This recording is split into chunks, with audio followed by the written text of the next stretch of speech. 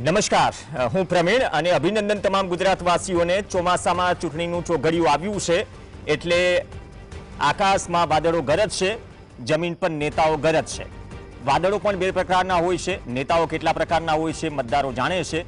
ઘણા ગરજે છે, વરસતા નથી, અને ઘણા એવા વરસી જાય છે કે નુકસાની પણ ઘણી બધી થતી હોય છે. તો અત્યાર સુધી માત્ર કડી અને વિસાવદરની બેઠક માટે પેટા ચૂંટણીની વાત હતી. આજે ગ્રામ પંચાયતોની ચૂંટણી જાહેર થઈ, આમ પણ અપેક્ષિત હતું, પણ ચોમાસામાં થઈ રહ્યું છે. અત્યાર સુધી પાક નુકસાનીના સર્વેની વાત હતી અને સર્વે વચ્ચે રાહત પેકેજ જાહેર કરવાની વાત હતી. હવે વાત આચારસંહિતાની આવશે. 8,326 ગ્રામ પંચાયતોની ચૂંટણી યોજાશે.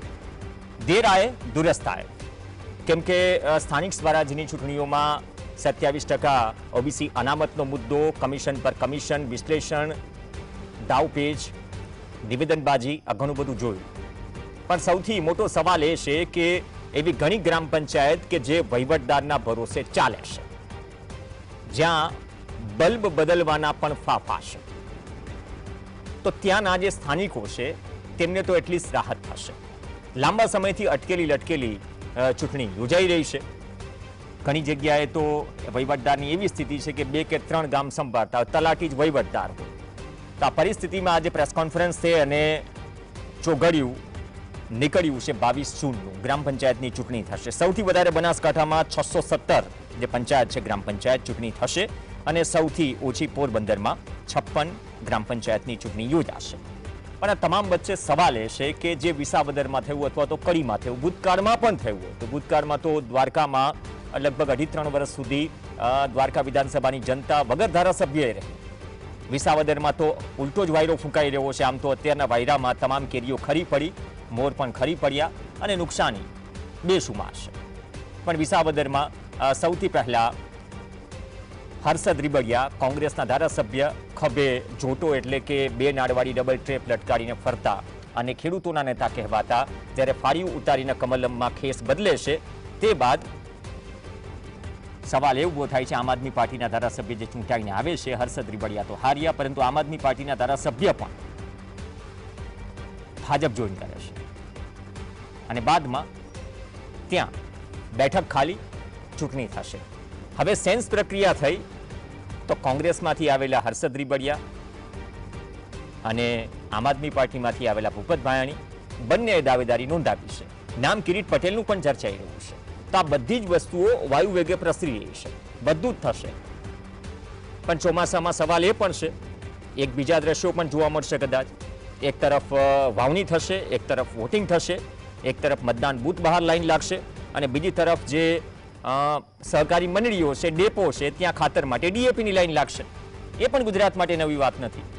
તો આ વાસ્તવિકતા છે અને તેમાં મતાધિકારનો ઉપયોગ કરશે 8,326 ગ્રામ પંચાયતના મતદારો અને સાથે જ 2 વિધાનસભાની પેટા ચૂંટણી કડી અને વિસાવદર. 2 ખાસ મહેમાન આપણી સાથે જોડાશે ચર્ચા માટે. રાજેશ ઠાકર આપણી સાથે જોડાશે, વાસુદેવભાઈ પટેલ આપણી સાથે જોડાશે.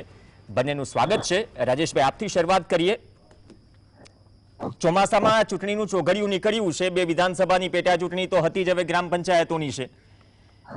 ઘણી જગ્યાએ પરિસ્થિતિ છે કે હવે કહીએ 15 જૂન પછીની આ ચૂંટણી, વરસાદની જે આગાહી છે, આ એંગલ ઉપર વાત થઈ રહી છે અથવા તો ખબર નહીં. અને આ કઈ રીતે જોઈ રહ્યા છો ગ્રામ પંચાયતોની ચૂંટણી? કેમ કે ઓબીસી અનામતનો જે મુદ્દો હતો સ્થાનિક સ્વરાજમાં, એ પછી પહેલી વખત ફૂલ ફ્લેજમાં એવી ચૂંટણી થઈ રહી છે. આટલા મોટા પાયે, મોટા સ્કેલ ઉપર ચૂંટણી થઈ રહી છે, તો ઘણું બધું નિર્ભર કરશે. અને કેટલું ચેલેન્જિંગ માનો છો વરસાદના સમયમાં આ ચૂંટણી?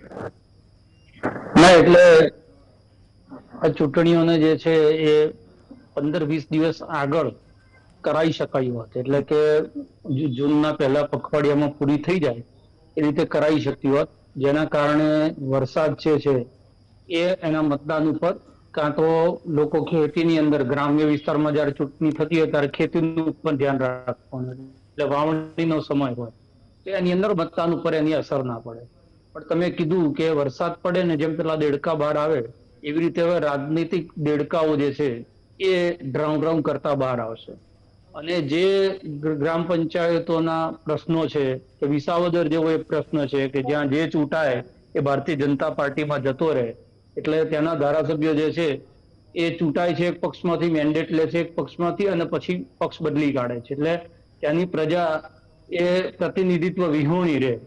હવે ભૂપત ભાયાણીને ફરી ટિકિટ ભારતીય જનતા પાર્ટી આપે છે કે નથી આપતી એ સવાલ છે. હર્ષદ રીબડિયા, એટલે બેમાંથી જેના બેના નામ અત્યારે ચાલી રહ્યા છે એ બે એકે ભાજપી તો છે જ નહીં. હર્ષદ રીબડિયા ને ટિકિટ મળે તો એ કોંગ્રેસી છે અને ભૂપત ભાયાણીને મળે તો એ ભાજપ વાયા આપ અને ભાજપ એવું છે. પેલું એક પિક્ચર આવ્યું હતું ને, કડી કલોલ વાયા મહેસાણા, એના જેવું છે ભૂપત ભાયાણી.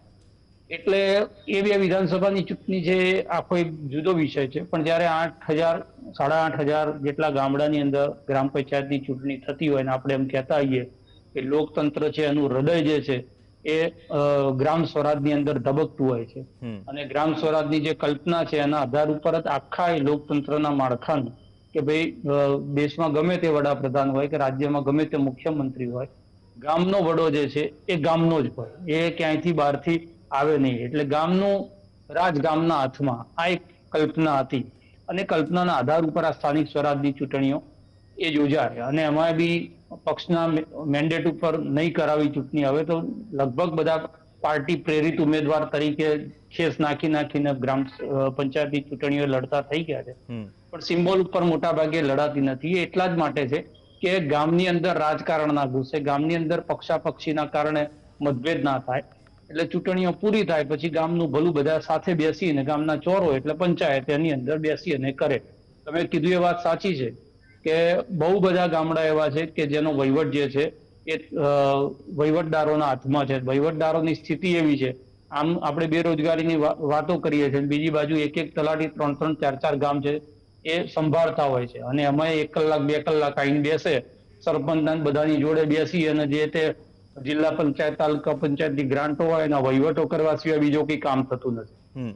એટલે જયારે અઠવાડિયામાં 2 દિવસ આવવાનો હોય એ 2 દિવસમાં પણ જો કોઈ માણસનું કામ ના થયું તો એને બીજા અઠવાડિયા સુધી રાહ જોવી પડે. એટલે વહીવટી પ્રશ્નો બી હતા. બીજું સરકારી કાર્યક્રમો હોય તો તલાટીઓ ગાંધીનગર ગયા હોય, કાં તો બીજા કોઈ સરકારી કાર્યક્રમની અંદર ઇન્વોલ્વ થયેલા હોય, એના કારણે પણ એમની હાજરી પંચાયતોની અંદર નથી હોતી. બધા ઘણા બધા પ્રશ્નો આની સાથે જ ઉપસ્થિત થયેલા હતા. હવે આ થઈ રહી છે ચૂંટણી, તો એ ચૂંટણીની અંદર 2 વસ્તુ થવાની છે. એક તો વિધાનસભા પછીનું એક લાર્જર સ્કેલમાં વચ્ચે જે જિલ્લા તાલુકા પંચાયત ચૂંટણી થઈ ગઈ એના પછીની એક બીજી એક મિની ચૂંટણી છે કે જેની અંદર પાર્ટીઓ જે છે એ એકબીજાના વેરની વસૂલાત બહુ ખુલ્લા મને કરી શકે એટલા માટે કે આમાં કોઈના કોઈ મેન્ડેટ લેવાનું નથી, કોઈને પાર્ટીની શિસ્ત આવડી જતી નથી. જેમ સહકારી ક્ષેત્રમાં મેન્ડેટ આપવાની પ્રથા શરૂ કરી CR પાટીલ અને લોકોએ મેન્ડેટ ફગાવી દીધો અને મેન્ડેટ હવે ખાલી નામ પૂરતો રહ્યો અને લોકો પોતપોતાને રાજકીય જે છે એ સ્કોર કરી ગયા એકબીજાની સામે. એ જ પરિસ્થિતિ હવે આ ગ્રામ પંચાયતની ચૂંટણીઓમાં થવાની. કારણ કે એક ઉકળતો ચરુ ભારતીય જનતા પાર્ટીના સંગઠનની અંદર છે અને એ રીતે દેખાઈ રહ્યો છે કે એમના જે રાષ્ટ્રીય અધ્યક્ષ હોય કે પ્રદેશ અધ્યક્ષ હોય એ બંનેની ચૂંટણીઓ જે છે પાછી ઠેલાઈ છે. કેટલાય વખતથી એડોક પ્રમુખ જે કોંગ્રેસમાં પ્રથા હતી એ ભારતીય જનતા પાર્ટીમાં લાગુ પડી છે. મંત્રીમંડળમાં ફેરફારના બહુ બધા પ્રશ્નો છે પણ એ કરવા તો ક્યારે કરવા એની અસમંજસની અંદર પાર્ટી છે. એ સિવાય પાર્ટીના ધારાસભ્યો, પાર્ટીના જ નેતાઓ એ જે રીતે સરકારની સામે પોતાનો બળાપો કાઢી રહ્યા છે એ સ્થિતિમાં સૌરાષ્ટ્રમાં તમે જુઓ તો આપણે જોયું કે આંતરિક જે રાજકારણ છે એ કેટલું બધું છે. આ બધું જ જે છે ગ્રામ પંચાયતની ચૂંટણીમાં જોવા મળશે. ખરેખર તો ગ્રામ પંચાયતની ચૂંટણી માત્ર ગામના મુદ્દા ઉપર લડાવી જોઈએ, પણ મને એવું લાગે છે કે ગ્રામ પંચાયતની ચૂંટણીમાં પણ ઓપરેશન સિંદૂર તમને જોવા મળશે. એટલે હવે કોઈ પણ ચૂંટણીઓ હોય, ચૂંટણીની અંદર એક નેરેટિવ્સ ઉભા કરવા, પોલિટિકલ એજન્ડાથી ચાલવું એક શરૂઆત થઈ ગઈ છે અને એના કારણે ગામડાઓની અંદર પણ તમે જુઓ તો જૂથવાદ થયો છે, જાતિવાદ ખૂબ જ વકર્યો છે અને એના કારણે ચૂંટણી પછી જે આપણે પશ્ચિમ બંગાળમાં જોઈએ છે ચૂંટણી પછીના ખટરાગ, ચૂંટણી પછીના મંદુક છે એ પણ બહુ વ્યાપ્ત થયા છે. એટલે ખરેખર તો પરિપક્વ રાજનીતિ એ છે કે ગ્રામ પંચાયતની ચૂંટણી અંદર વધારે પડતું રાજકીય પક્ષોએ પોતાનું ઇન્વોલ્વમેન્ટ, ઠીક છે પોતાના સમર્થકો, પોતાના પક્ષના કાર્યકર્તાઓ ચૂંટણી લડે પણ એને એ સ્તરે નહીં લઈ જવી જોઈએ જે વિધાનસભા અને લોકસભાની અંદર લઈ જતા આવીએ છે. ઓકે, પણ એ થવાનું નથી. પણ એ વાત સાચી છે કે હવે ગામના લોકોને પોતાના સરપંચ મળશે જ્યાં જ્યાં વહીવટદારો છે ત્યાં, અને જે છે એ બહુ સમયથી લંબાતી જે ગ્રામ પંચાયતોની ચૂંટણીઓ હતી એનો થોડોક આસ્કારો થશે, ઓકે વહીવટ એમના હાથમાં આવશે.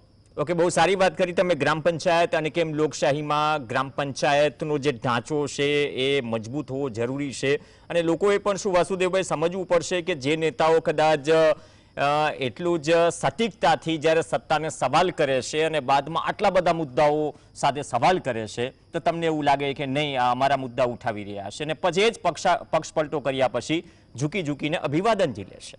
એટલે એ પ્રક્રિયા છે. એટલે કે ખટરાક રાખવા નહીં, શેરીએ શેરીએ દુશ્મન ઊભા ન કરાય. આ તો રાજનીતિ છે, આ તો ગમે ત્યારે પલટી મારી જાય. નીતિશ કુમારનું ઉદાહરણ તો લેટેસ્ટ છે. અને બીજી વાત, ગુજરાતમાં પણ વાસુદેવભાઈ વિકાસની જેમ પક્ષપલટો અવિરત ચાલતી પ્રક્રિયા છે, એ પણ પ્રજાજનોએ શું સમજી રહેવું જોઈએ. ત્રીજી વાત એ કે જે મૂળ મુદ્દા ઉપર તમે વાત કરો કે જે ઓબીસી અનામતનો જે મુદ્દો હતો, જે કોંગ્રેસે ઉઠાવ્યો હતો, ભાજપ કોંગ્રેસ વચ્ચે જે કંઈ પણ થયું, સંકલન થયું, વિશ્લેષણ થયું, રિપોર્ટ આવ્યો ને એ પછી લાગુ કરવાની વાત આવી. એ પછીની આ ચૂંટણી અને ચોમાસામાં ચૂંટણી, તમે આટલા વર્ષથી ભારતના ઇલેક્શન્સ ફોલો કરો છો, જોતા આવો છો વાસુદેવભાઈ, ખરેખર 20 જૂન પછી 19 તારીખે તો આ બંને પેટા ચૂંટણી છે વિધાનસભાની, પણ જો 22 જૂને ચૂંટણી છે અને ચોમાસું છે, આટલા મોટા સ્કેલ ઉપર ચૂંટણી છે, તો કેટલું પડકારજનક રહેશે કન્ડક્ટ કરવું? ઇતિહાસમાં જૂન મહિનામાં અને જૂન મહિનાના ત્રીજા અઠવાડિયામાં મતદાન હોય, કદાચ આ પહેલી વખત હું જોઉં છું. ચૂંટણી પંચ જે રીતે ચૂંટણીઓ જે આપી છે છેલ્લા જાન્યુઆરીથી, ગુજરાત ખાલી જ પડ્યું હતું. ભાઈ આટલા 4-5 મહિનાના આ ચૂંટણીઓ તો ક્યારની ડ્યુ હતી. પંચાયતની ચૂંટણી તો 2-3 વર્ષ, કદાચ 3 વર્ષથી આ સરપંચોની ચૂંટણીઓ કરાવી નથી એના ઓબીસી ના મુદ્દા ઉપર. અને આ રિપોર્ટ તો ક્યારનો આવ્યો છે. તમે પાલિકાની જયારે ચૂંટણીઓ આપી ત્યારે આ ચૂંટણીઓ થઈ શકતી હતી. ચોમાસામાં ચૂંટણીઓ કરાવવાનું કારણ હજુ મારે ધ્યાનમાં નથી આવતું. કદાચ એવું બની શકે કે જે પ્રમાણે અત્યારે હાલ જે સ્થિતિ છે ભારતીય જનતા પાર્ટી અને સંઘના વચ્ચેના સંબંધની, એમાં ક્યાંક ને ક્યાંક મને ક્યાંક લાગે છે કે કંઈક ઉતાવળે. અને હું 2 દિવસથી આ વડાપ્રધાન શ્રીનો પ્રવાસ જોતો હતો, મને એવું લાગતું હતું કે આવા પ્રકારનો પ્રવાસ ખાલી 2 ચૂંટણી વિધાનસભાના બાય ઇલેક્શન માટે તો ના હોય, પણ પાછળ પંચાયતની ચૂંટણીઓ આવવાની હશે, આપણને તો ખબર હોય નહીં. એટલે આ આખી જે ચૂંટણી પંચની જે કામગીરી છે આ બાબતમાં એ બહુ શંકાના દાયરામાં છે. બીજી વાત એ છે કે આમાં સારી વાત એ છે કે જે મેં સાંભળ્યું છે પ્રમાણે આ વખતે બેલેટથી પંચાયતની ચૂંટણીઓ થઈ. આ એક પોઝિટિવ પાસું છે ચૂંટણી પંચ. અને ચૂંટણી પંચે બીજું પણ ધ્યાન રાખ્યું છે કે 23મીએ બાય ઇલેક્શન નું રિઝલ્ટ છે અને 22મીએ મતદાન રાખી દીધું છે. એટલે વચ્ચે જે ગડબડો થઈ હતી કે એકનું રિઝલ્ટ થાય પછી બીજાનું મતદાન થાય તો પણ નથી. એટલે આ 2 બાબતો છે એ સારી બાબત છે. ચૂંટણી પંચે એના જે ચૂંટણી માટેની જે કાળજીઓ રાખવી જોઈએ, જે એમાં એને જે કઈ નિયમો પાળવા જોઈએ એ પ્રમાણે જેને કહેવાય કે શંકાના દાયરાની બહાર આવીને કામ કર્યું છે. આ એક જેને કહેવાય પ્રશંસનીય કામગીરી મારી દ્રષ્ટિએ લાગે છે. પરંતુ જૂન મહિનામાં ચૂંટણી આપવી, મને લાગે છે કે ચોમાસું વહેલું છે અને આ વખતે ચોમાસામાં વરસાદ પણ વધારે થવાનો છે એવું હવામાન ખાતું પણ કહે છે, જ્યોતિષીઓ પણ કહે છે. આવા સમયે ચોમાસામાં અને પંચાયતોની ચૂંટણી કદાચ શહેરમાં હોય તો પણ ચાલી જાય, ગ્રામ પંચાયતોની એ પાછી 8 અરે શહેરમાં સાહેબ હમણાં માવઠું થયું 1-1.5 ઇંચમાં તો ઘણી જગ્યાએ બહાર નીકળાય એમ નથી. એની ગેરંટી અમદાવાદના પ્રજાજનો આપે છે. આ જરા મેયરને પૂછી લો, સ્ટેન્ડિંગ કમિટીના ચેરમેનને પૂછી લઈએ તો બાકીની તો શું હાલત હશે. હજી પાઇપલાઇનો નખાઈ રહી છે. આ પ્રી મોન્સૂનની કામગીરી ચાલુ કરે એ પહેલા તો મોન્સૂને જે પ્રી મોન્સૂન એક્ટિવિટીએ જે પથારી ફેરવી છે, કોર્પોરેશનના તંત્ર, જે જનતાના ટેક્સના પૈસે ચૂંટણી થાય છે સાહેબ, અને એ જ પક્ષપલટું કરીને વિકાસની પ્રક્રિયામાં જે વિકાસની જે અવિરત પ્રક્રિયા છે એના ભોગે તો ફરીથી ચૂંટણી થાય છે. તો આ ચોમાસું આ વખતે એમ કહેવાય છે આ વખતે તો 106% એવરેજ વરસાદ થવાનો છે. એટલે સવાલ એ છે, મેં પત્રકારોના સવાલ નથી સાંભળ્યા. શું એક વ્યાજબી એક સવાલ હતો પત્રકારો તરફથી આ પ્રેસ કોન્ફરન્સમાં? કેટલી સ્ટેજ સવાલ પૂછાય કે જો ભારે વરસાદ આવ્યો તો વૈકલ્પિક વ્યવસ્થા શું? કેમ કે મતદાન પર અસર પડશે, આપણે જાણીએ છીએ કે શું સ્થિતિ હોય છે. એટલે મને પૂછ્યું ને? હા, એટલે એમાં એવું છે કે ચૂંટણી પંચ છે ને સ્વાયત્ત સંસ્થાન કહેવાય છે અને બિન જવાબદેહી છે. એને ચૂંટણી પંચને એ ખબર હોવી જોઈએ, ખબર પડવી જોઈએ, એને એ ભાન હોવું જોઈએ કે ચોમાસામાં ચૂંટણી ભારતમાં ના થાય. આજ દિન સુધી નથી થઈ, તો આજ દિન સુધીના જેટલા આયુક્ત હતા એ બધા કઈ મૂર્ખ હતા. સમજે એટલે જે છે ને બિનજવાબદારી તંત્રમાં પોતાની જેને છે ને પોતાની જાતને શું સમજે છે ખબર નથી પડતી. આપી શકતા હતા ને વહેલી ચૂંટણી, અત્યાર સુધી ખેંચવાની જરૂર ક્યાં હતી? એટલે આ આખી જે પરિસ્થિતિ છે, અને બીજી વાત તમે જે કરી હતી કે આમાં શું છે કે દેશમાં લોકશાહીના નામે જે તરકટો રચાય છે, પક્ષ પલટાના નામે, આ દેશમાં બંધારણમાં તો પ્રાવધાન જ પોલિટિકલ પાર્ટીનું નથી, અને ચૂંટણી પંચે હાલ ગાયેલું ને એમાં કાયદા બન્યા પક્ષ પલટાના આ બધા જે વિષયો ચાલે છે. એટલે જેને કહેવાય ને કે લોકશાહીને એક જાણે તરકટ હોય ને એવી સ્થિતિમાં મૂકી દીધી છે. તમે કોઈ પણ 10 ધારાસભ્યો રાજીનામા આપે ફરી એ 10 ને ટિકિટો મળે, આ શું ડ્રામે છે? આટલું બધું નાટકીય જે લોકશાહીનું તંત્ર છે દુનિયાના કોઈ દેશમાં જોવામાં નથી આવતું. એટલે મને એવું લાગે છે કે હજુ આ દેશમાં ફેર વિચારણા કરવાની જરૂર છે. આ જે પદ્ધતિ જે છે દેશમાં જે પ્રમાણે તો ઐતિહાસિક ચૂંટણી ગણવી આ ગ્રામ પંચાયતની ચૂંટણી 8326 ઐતિહાસિક ચોક્કસ છે એટલા માટે કે ચોમાસામાં લીધી છે. હા, ઓકે. તો રાજેશભાઈ, આમાં તો ઇફકોને પણ પૂછવું પડે ને કે આપણી પાસે ડીએપી ની વ્યવસ્થા શું છે? કૃષિ વિભાગ અને કેન્દ્રીય મંત્રીઓને પણ પૂછવું પડે કે એવું ન થાય કે એક તરફ ડીએપી માટે ખેડૂતો લાઈનો લગાવે અને એ જ સમયે પછી બૂથની લાઈનો માટે પણ બહુ પ્રયત્નો વધારે કરવા પડે દરેક રાજકીય પક્ષોને, જ્યાં સુધી બંને વિધાનસભા પેટા ચૂંટણીની વાત છે ત્યાં સુધી. કેમ કે બંને તો એકસાથે કામ કરવા અઘરા છે. ડીએપી પાયાનું ખાતર છે અને લોકશાહીનો પાયો મજબૂત કરવા માટે દરેક ભારતીય, દરેક ગુજરાતીએ મતદાન કરવું જરૂરી છે. બંને ઘણું જરૂરી છે. જનરલી પ્રવીણભાઈ, પહેલો વરસાદ થઈ જાય એના પછી વાવણીનું કામકાજ ખેડૂતો શરૂ કરતા હોય છે. એટલે વરસાદ હોય કે ના હોય, ખેતરોની અંદર જે છે એ ગ્રામ્યજનો એ વ્યસ્ત થઈ જતા હોય છે. એક તો એ સમય છે. બીજું જે વાત થઈ કે ગામડામાં તો ના જ થવી જોઈએ, શહેરોમાં. હું તો એવું ઈચ્છું કે ગુજરાતના 4 મહાનગરોની ચૂંટણી ભર ચોમાસાની વચ્ચે થાય. કારણ કે મારે એ અગ્નિ પરીક્ષામાં પણ લોકો પાસ થાય છે કે નહીં એ જોવું છે. મોટા શહેરોના લોકો કે કમર જેટલા પાણીની અંદર ચાલીને પણ ત્યાં જઈ અને ભારતીય જનતા પાર્ટીને વોટ આપીને આવે છે, એટલી બધી હજી એમની વફાદારી જીવતી રહે છે કે કેમ? એટલે શહેરોમાં તો હું ઈચ્છુક ચોમાસામાં ચૂંટણી થાય. નહીં, વડોદરામાં તો વગર ચૂંટણીએ સ્ટેન્ડિંગ કમિટીના ચેરમેને જે પૂર આવ્યું અને કહી દીધું કે નાગરિકો તરાપાની વ્યવસ્થા કરી રાખજો. તરાપો એટલે કે હોળી સામાન્ય ભાષામાં. એટલે આપણે લોકોની મેમરી બહુ જ ઓછી હોય છે કે ભાઈ ખાડા પડી ગયા, લોકોની કમર તૂટી ગઈ, પાર્કિંગમાં પાણી ભરાઈ ગયા, ગાડીઓ બગડી ગઈ, બધું થયા પછી ચૂંટણી આવે ત્યારે ભારતીય જનતા પાર્ટી જીતે એટલે એક દલીલ એવી ચાલે છે, ખાડામાં પડેલા માણસને પણ માઇક આપો તો એવું કહે કે ના ભાઈ અમે વોટ તો ભાજપને આપીશું. તો એ તરાપા લઈને પણ લોકો ભાજપને વોટ આપે છે ને એ એક છેલ્લી અગ્નિ પરીક્ષા શહેરી મતદારોની થઈ જાય. એટલા માટે હું એવું ઈચ્છું છું કે શહેરોમાં ભર ચોમાસામાં એક ચૂંટણી થઈ જવી જોઈએ. જ્યાં સુધી ગ્રામ પંચાયતની અંદર વાત છે તો બિલકુલ સાચી વાત છે. આ બહુ દીવ થયેલી, બહુ જૂની, અને આ કઈ કેન્દ્રીય ચૂંટણી પંચ આનો નિર્ણય લેતી નથી. ગ્રામ પંચાયતની ચૂંટણીઓ છે એ સ્થાનિક ચૂંટણી પંચ કરાવે છે અને એ એના માટે સ્વાયત્ત છે કે ક્યારે કરે. અને વાસુદેવભાઈ કીધું એ વાત બિલકુલ બહુ બારીક વાત છે, લોકો સુધી પહોંચે એટલા માટે હું સ્પષ્ટતા કરું છું કે આ જે તિરંગા યાત્રાના 3 રોડ શો થયા એના પછી 8,300 થી ઉપર ગ્રામ પંચાયતની અંદર ચૂંટણીની જાહેરાત થઈ. તો જેમ દરેક વખતે વિધાનસભા કે લોકસભાની ચૂંટણીઓ આવતી હોય પહેલા નરેન્દ્રભાઈ મોદી આવી અને બહુ બધા લોકાર્પણો કરીને જતા રહેતા હોય છે, સરકારી ખર્ચે બહુ બધી સભાઓ થઈ જતી હોય છે. આ જ પ્રકારનું આવું કોઈક આયોજન હતું કે કેમ? આ પ્રશ્ન ઉપસ્થિત થવો જોઈએ. જેમ ચોમાસામાં ચૂંટણી કેમ એ પ્રશ્ન થાય છે, એવી રીતે આ પ્રશ્ન પણ કે ભાઈ આ સંયોગ હતો કે પ્રયોગ હતો, આ પ્રશ્ન પણ સ્વાભાવિક જ છે કે જે સિનારીઓ છે આજની રાજનીતિમાં એમાં આપણા મનમાં ઉપસ્થિત થવો જોઈએ. સવાલ એટલો જ છે કે આટલા બધા વખત સુધી તમે ડીવ રાખેલી ચૂંટણી ભર, અને ગઈ વખતના ચોમાસામાં આપણે જોઈ હતી સ્થિતિ કેવી હતી. સૌરાષ્ટ્રના બહુ બધા ગામડા તો એવા હતા જેમનો જે છે એ ગામમાં જવાના રસ્તાઓ જ બંધ થઈ ગયા. 6 દિવસ સુધી, 5-6 દિવસ. હવે એવી સ્થિતિની અંદર ચૂંટણી પંચના અધિકારીઓ ત્યાં કેવી રીતે જશે, બેલેટ પેપર કેવી રીતે પાછા લાવશે? ઇનકેસ વરસાદ થઈ ગયો તો શું આપણને બેલેટ બોક્સ પાણીમાં તરતા જોવા મળે છે? બહુ વર્ષો પહેલા આપણને જોવા મળતા હતા. એવું તો કઈ નહીં થાય ને. એટલે કરાવી જતી તો મહિના પહેલા થઈ શકતી હતી. પણ કાં તો 15 દિવસ વહેલા કરવાની હતી. પહેલા પખવાડિયામાં પૂરી થઈ જાત તોય બહુ મોટો ઇસ્યુ નહોતો, પણ ચોમાસામાં કર્યું છે. કદાચ એમને એક અચાનક ગામડાઓની અંદર લોકોના હાથમાં લોકોનો વહીવટ નથી, એની યાદ આવી હોય અને સંવેદનશીલતા અચાનક જાગી હોય ને એમણે આપી હોય, દેર આયે દુરસ્ત આયે.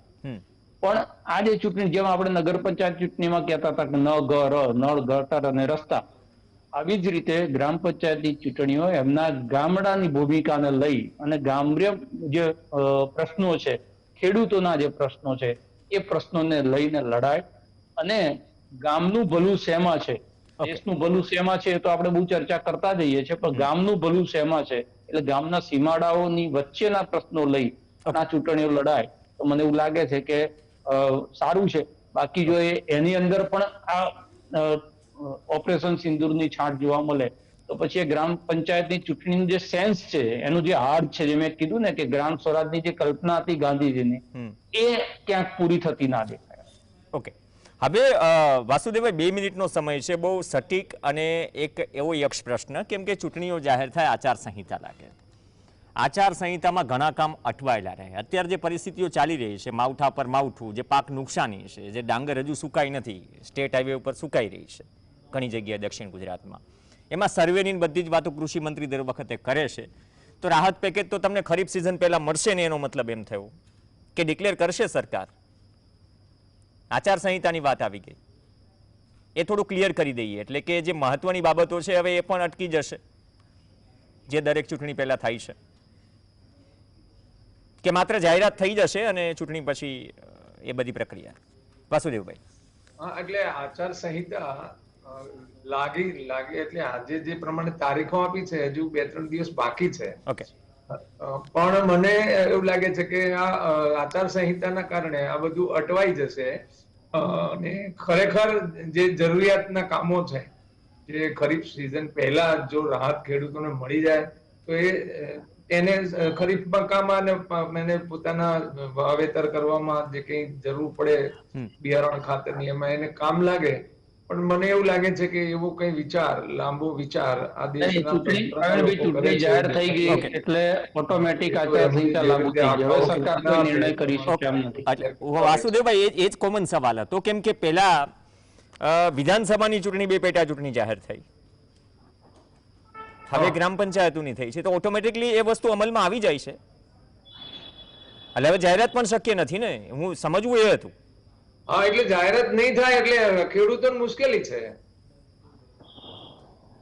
તો હવે જે પરિસ્થિતિ દક્ષિણ ગુજરાત, મધ્ય ગુજરાત, ઉત્તર ગુજરાત, કચ્છ અને સૌરાષ્ટ્રમાં જે ઊભી થઈ છે, હજુ તો 31 ને 1 તારીખ સુધી ચોમાસાની, મતલબ કે પ્રી મોન્સૂન એક્ટિવિટીમાં વરસાદની આગાહી છે, તો આ તો સ્થિતિ વધારે ખરાબ થવાની. વાસુદેવભાઈ,